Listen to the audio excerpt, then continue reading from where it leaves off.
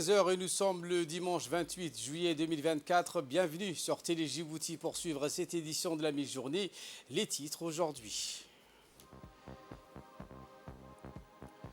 Visite de la présidente du comité olympique de Djibouti et membre du CIO, Aïcha Garad, au village olympique de Saint-Denis. Également dans l'actualité de ce 15 heures, un projet de ligne à grande vitesse reliera Douma à Dar es Salaam, la capitale tanzanienne.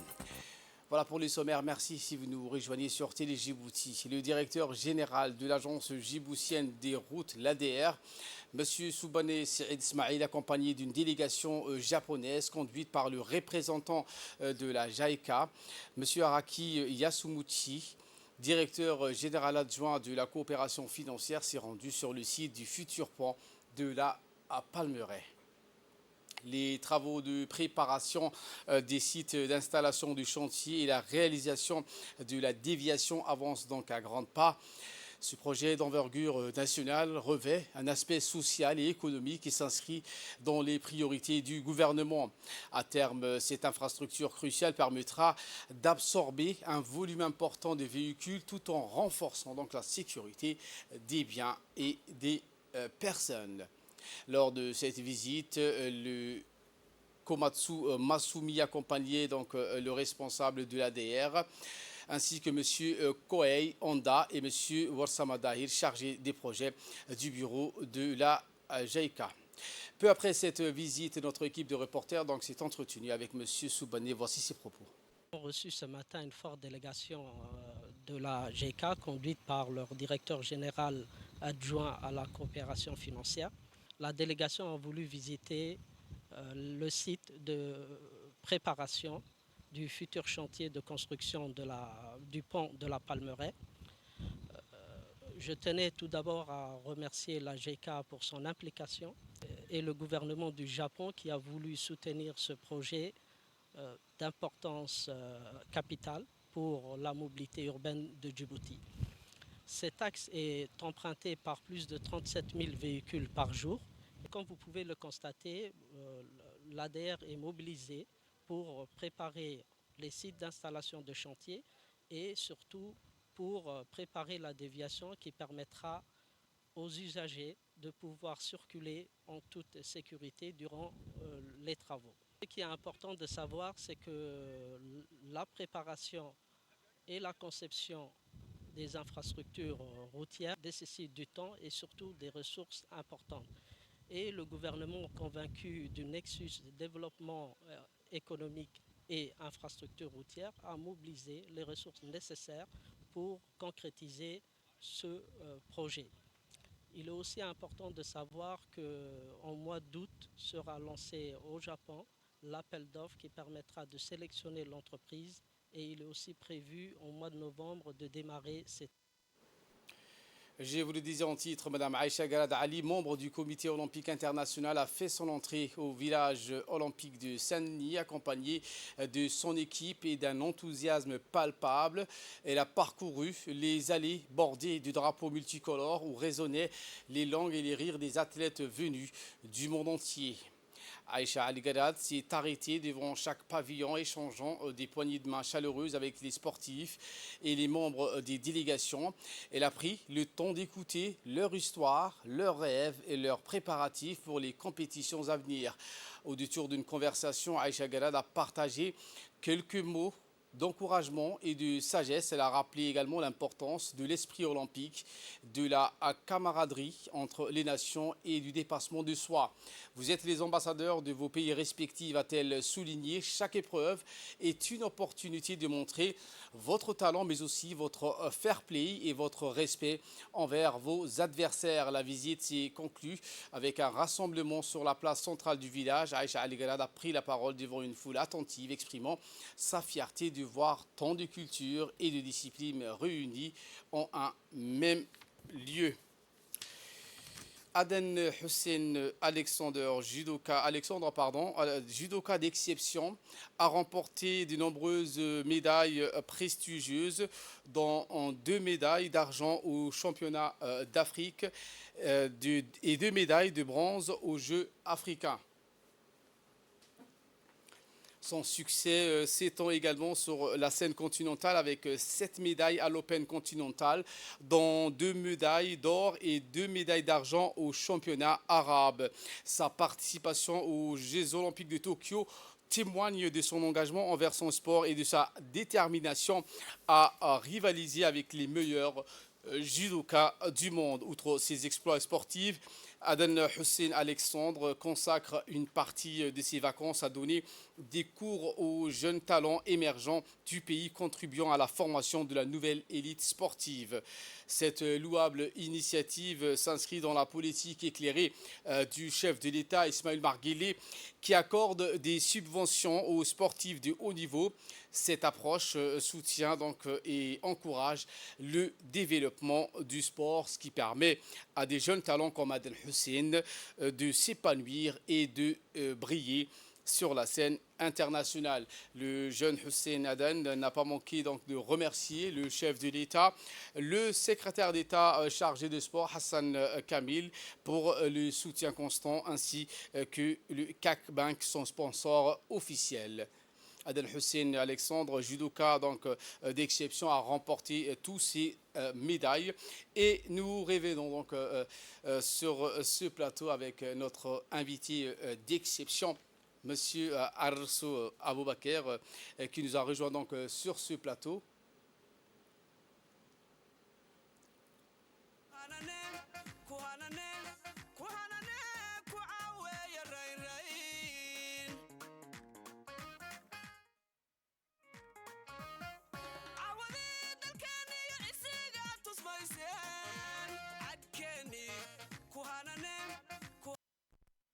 Et pour en parler donc de Aden Hussein Alexandre, nous avons notre invité Arso Aboubakar. Bonjour Monsieur Arso, merci d'avoir répondu donc à cette invitation. Avant d'aborder le volet de ces questions sur Monsieur Alexander, Arso Aboubakar, je vous rappelle, vous êtes secrétaire général de la Fédération du judo et des disciplines associées. Vous avez été journaliste ici à la radio-télévision de Djibouti. Qu'est-ce que ça fait de revenir au plateau? Je ressens un pincement au cœur parce qu'il y a beaucoup, il y a une vague de souvenirs qui reviennent, qui refont surface. Hein.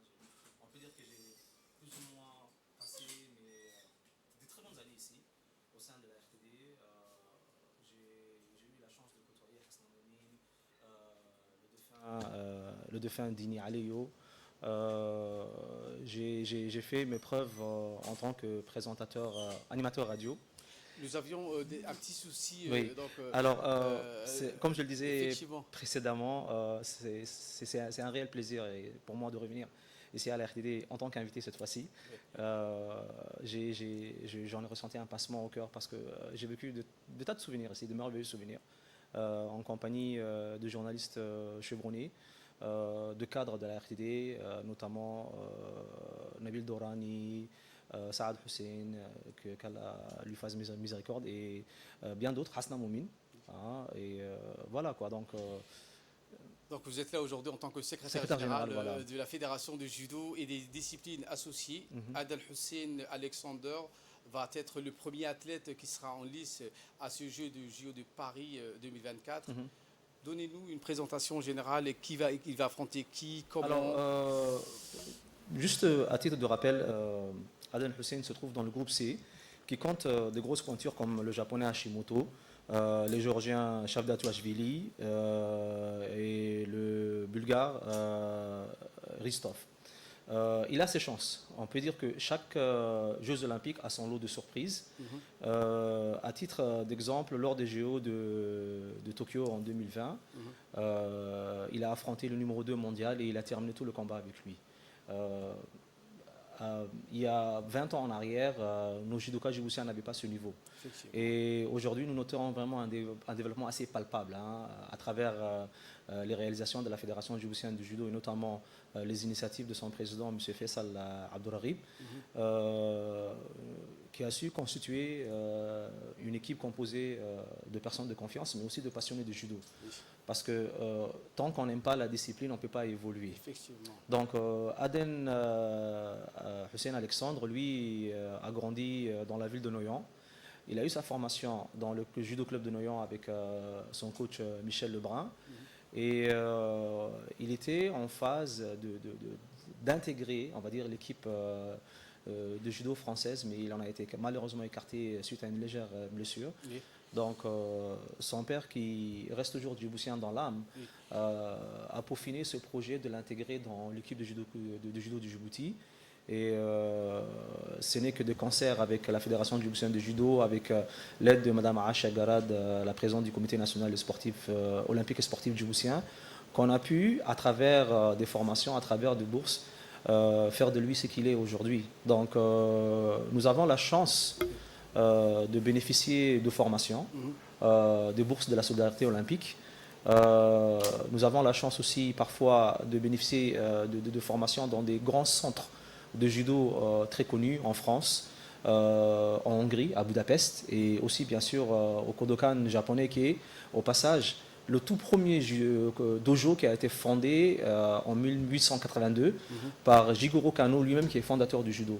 Donc c'est pour dire que aujourd'hui il y a cette tendance à vouloir accorder la même chance à tous les joueurs. C'est-à-dire qu'il y a un principe appelé equal chance, equal game aujourd'hui, et c'est ce qui permet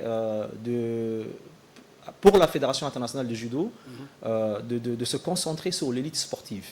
Donc, et Hussein fait partie de ces élites. Donc Hussein sera en lice demain à quelle heure Alors Hussein va affronter son premier adversaire demain à partir de 10h de Paris, donc 11h du Djibouti. Juste pour la petite information, le judoka qu'il va affronter, il est 27e au classement mondial. Oui. Alors que Alex, il est 76e. Donc Alex pouvait remonter dans le classement s'il avait pu participer à d'autres championnats, surtout les Open qui, par défaut, vous accordent déjà 300 points de participation au cas où vous remportez votre médaille. Mais pour être précis, Alexandre Aden participe combien de kilos? Alors dans la catégorie moins 73 kg. Donc il est 76e à la catégorie. Voilà, au classement mondial. Voilà, au classement mondial. Déjà, juste pour vous donner un aperçu, Hashimoto, lui, est 2e mondial. Deuxième alors que Shadda Touavili, lui, il est 8e.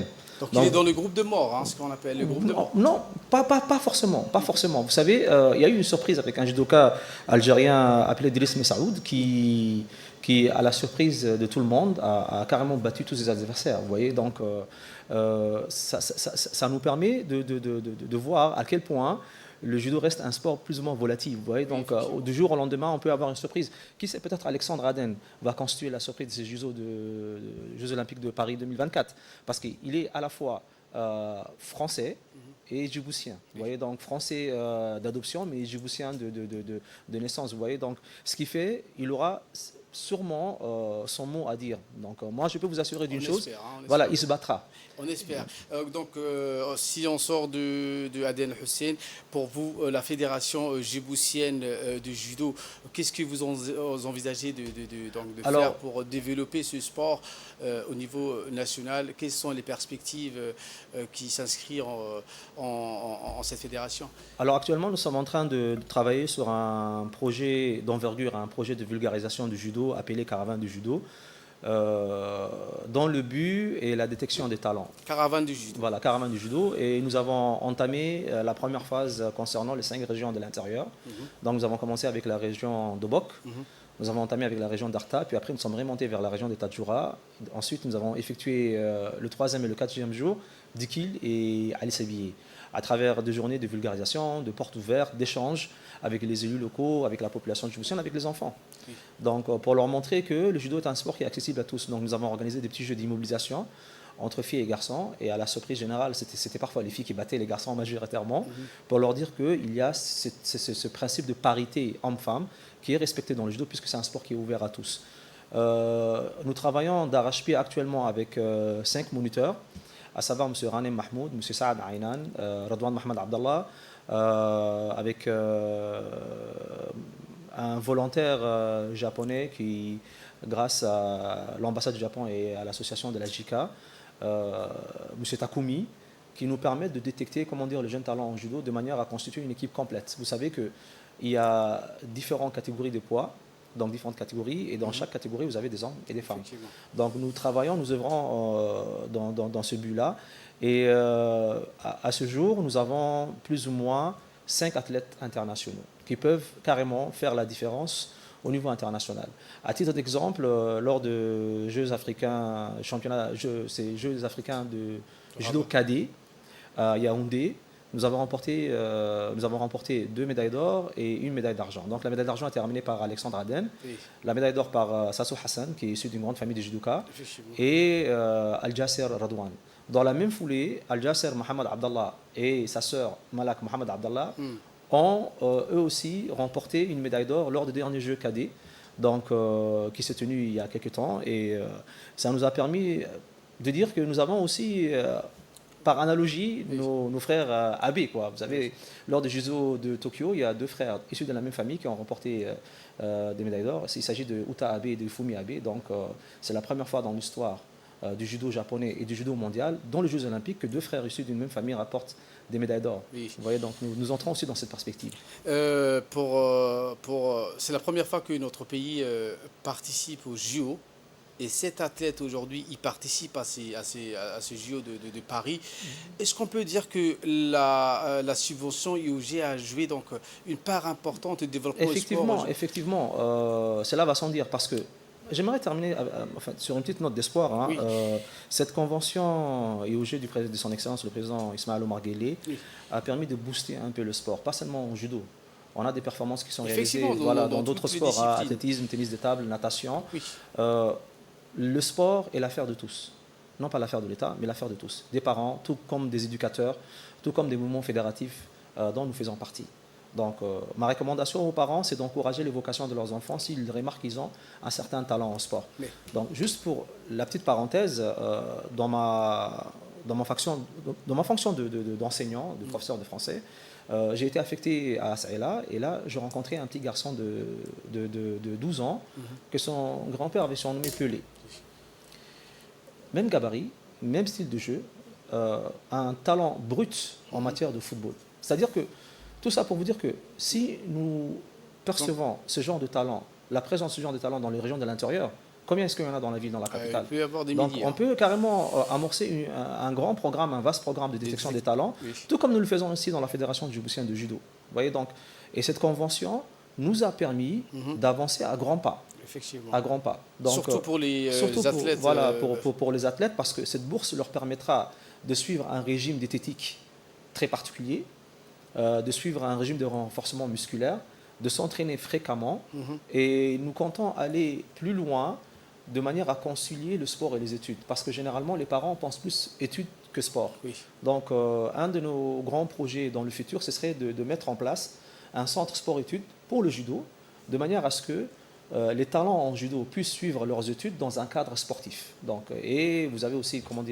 le projet de vulgarisation qui suit son cours actuellement. Et dans la dernière phase, nous comptons organiser, si Dieu le veut, Inch'Allah, un championnat régional. Alexandre Aden, donc, face à Marc Ristov, demain. Demain, voilà, à 10h de Paris, heure de France, 11h, heure de Djibouti, voilà. Merci, M. Arrosso, donc, pour ces éclairages. Merci et nous vous souhaitons bonne chance, et souhaitons bonne chance également à M. Alexandre Aden.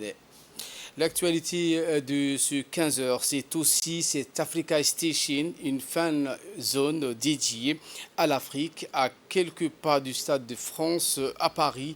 Une fan zone dédiée à l'Afrique a été installée en marge des Jeux Olympiques 2024. Baptisé Africa Station, ce projet a été initié par la ville de l'île Saint-Denis et l'association des comités nationaux olympiques ACNOA en partenariat avec la Maison de l'Afrique, précise la chaîne Africa News. Nous reviendrons en images sur cette information. L'histoire de l'indépendance nationale est intimement liée aux hommes et aux femmes qui ont combattu pour arracher au prix fort. Qui sont-ils? Quelles ont été leurs actions? Qu'ont-ils subi pour avoir défendu leur cause? Éléments de réponse dans ce grand format.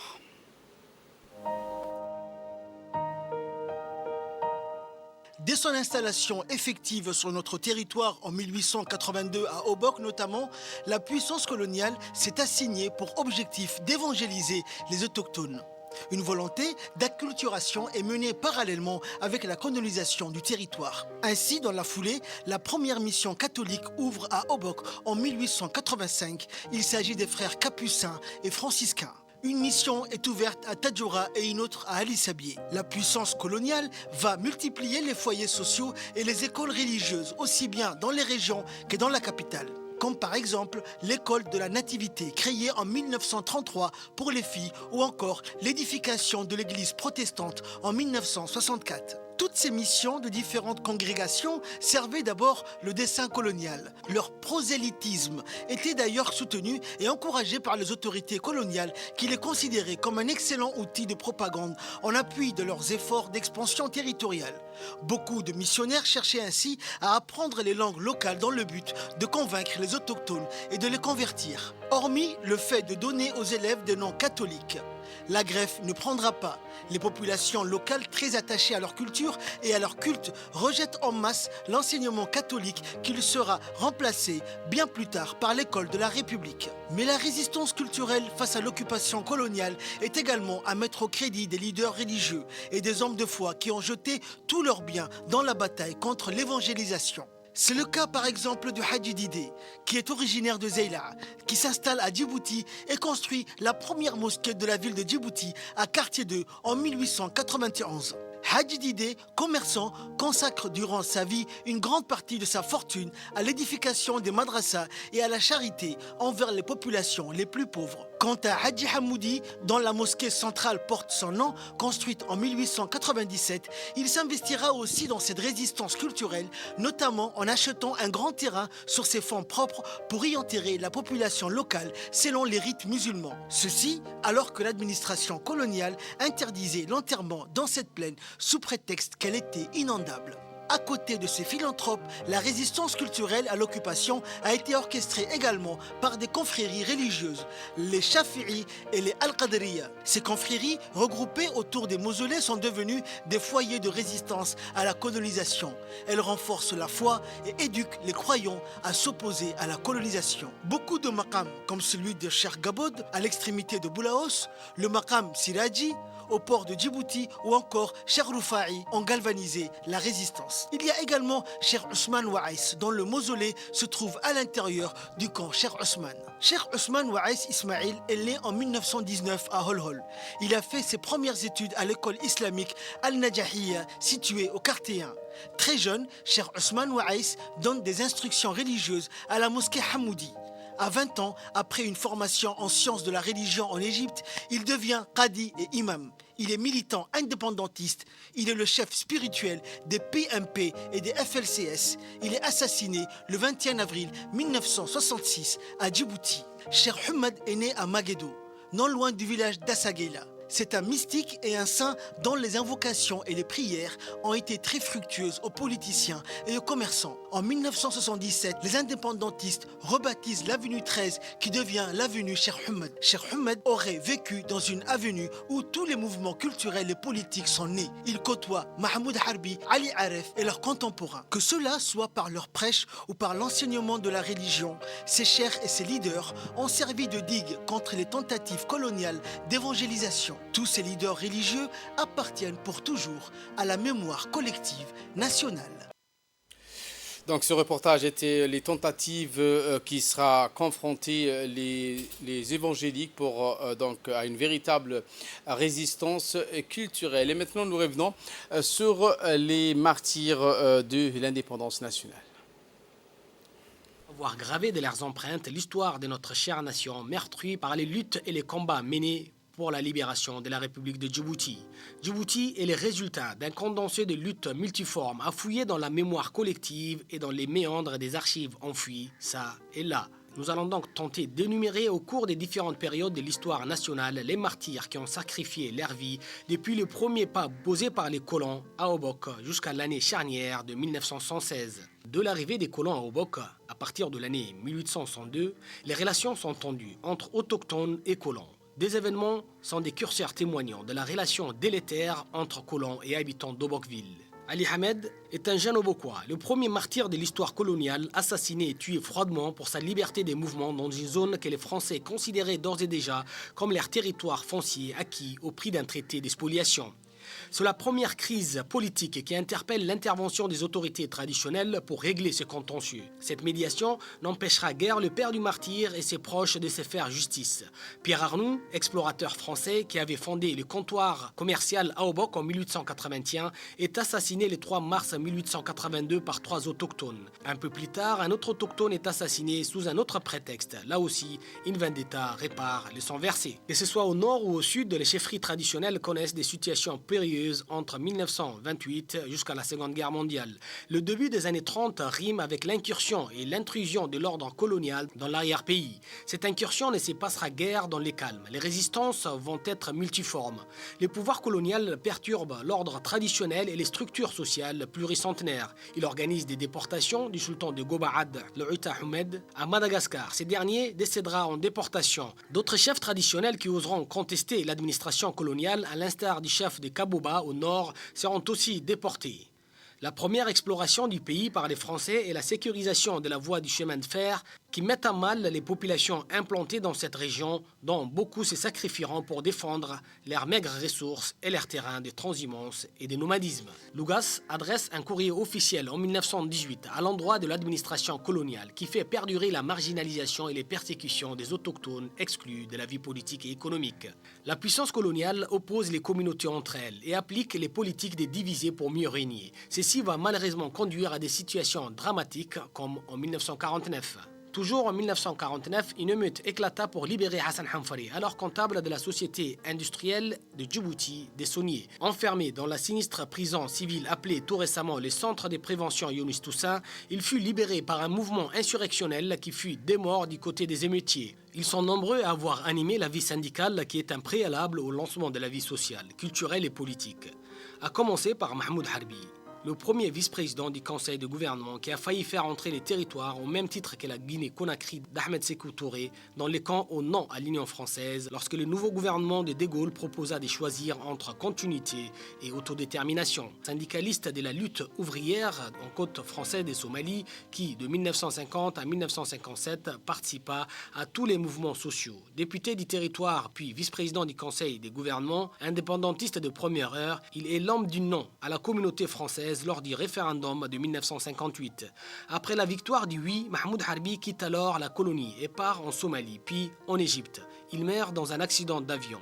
Accident ou meurtre, on ne le saura jamais peut-être. Les premiers mouvements qui naissent au début des années 60 sont persécutés, bâillonnés et assassinés. Cette seconde génération de politiciens djiboutiens relève encore une fois la tête afin de libérer la CFS de la tutelle coloniale. Ces mouvements indépendantistes vont manifester d'abord en août 1966 contre l'arrivée de De Gaulle en CFS.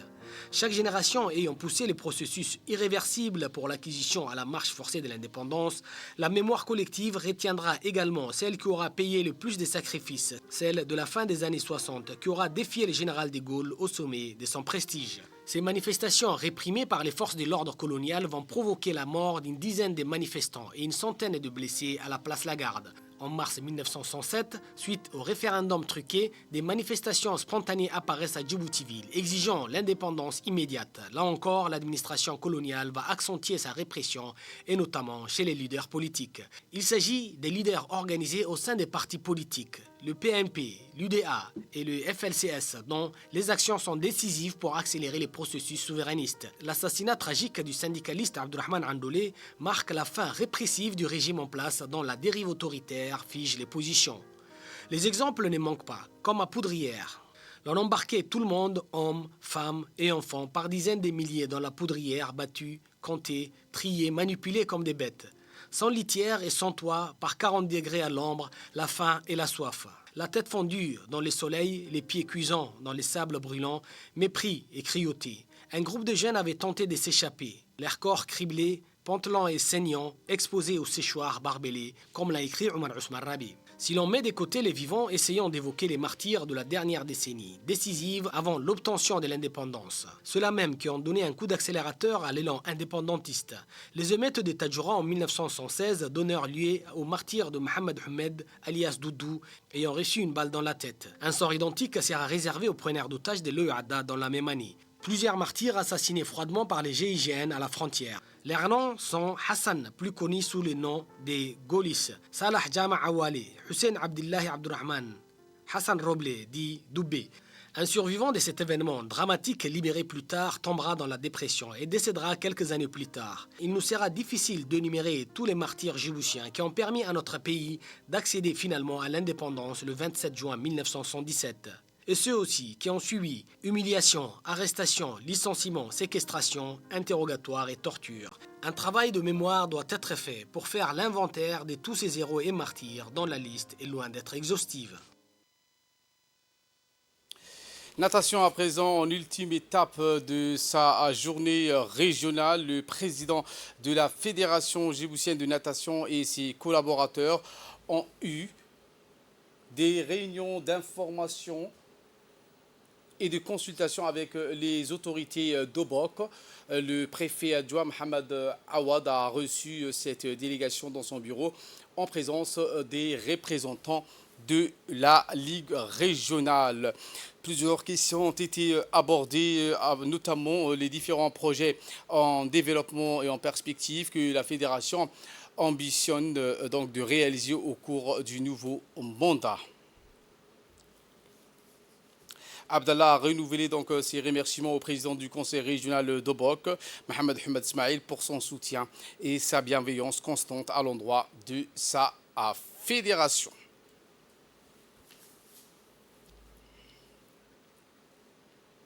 L'actualité hors de nos frontières, je vous l'ai dit en titre, la Tanzanie a mis en service donc jeudi un nouveau train moderne entre la principale ville Dar es Salaam et la capitale Dodoma. Une étape majeure dans un vaste plan de reconstruction des chemins de fer de ce pays, long de 440 km à écartement international électrifié. La liaison entre les deux villes est un maillon essentiel d'un projet plus vaste visant donc à créer plus de 2500 km de lignes nouvelles entre Dar es Salaam, le nord et l'ouest de ce pays. Une première phase de 200 km avait déjà été ouverte en juin jusqu'à la ville de Morogoro en Tanzanie. Si la voie ferrée a été construite par une entreprise turque, les trains avec Wi-Fi et air conditionné ont été fournis par le conglomérat sud-coréen Hyundai Rotem. La société des chemins de fer de Tanzanie a annoncé qu'elle assurerait des trajets quotidiens entre Dar es Salaam et Dodoma. À Gaza, au moins 9 Palestiniens tués et plusieurs autres blessés. 9 Palestiniens et plusieurs autres ont été blessés ce week-end. Des sources médicales de l'hôpital Nasser al-Khan Younes ont déclaré que l'armée israélienne avait bombardé 2 maisons, l'une dans la région de Moussabah, au nord de Rafah, et l'autre à Khan Younes. Israël a tué plus de 39 000 Palestiniens, principalement des femmes et des enfants, dans la bande de Gaza depuis une attaque transfrontalière du Hamas le 7 octobre 2023. Voilà pour l'essentiel de ce 15h. Merci à vous de nous avoir suivis et très bonne suite des programmes sur Télé Djibouti.